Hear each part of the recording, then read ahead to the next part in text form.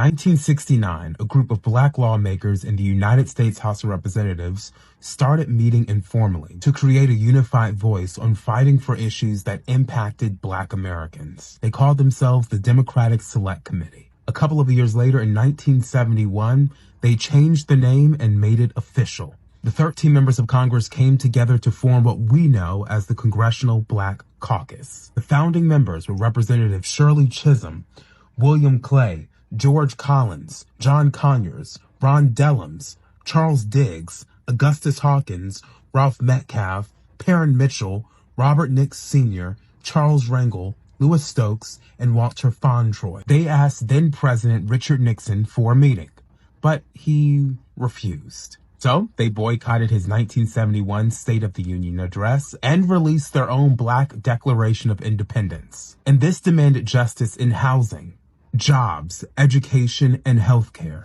And then in 1976, they launched the CBC Foundation to support research, policy, and leadership work beyond the halls of Congress. And they didn't stop there. Over the years, the CBC helped to make MLK a federal holiday, pass anti-apartheid sanctions in the 1980s, expand voting rights, fund HBCUs, and lead during moments like Hurricane Katrina, the Affordable Care Act, and the fight for police reform. And today they're still on the front lines. As of 2025, the Congressional Black Caucus has 62 members, the largest in its history. They represent over 120 million Americans, including more than 20 million black constituents. This is according to their website. As I've previously reported on my page, the first black member of Congress was Hiram Revels, elected in 1870.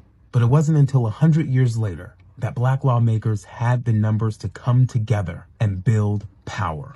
How's that for some black history?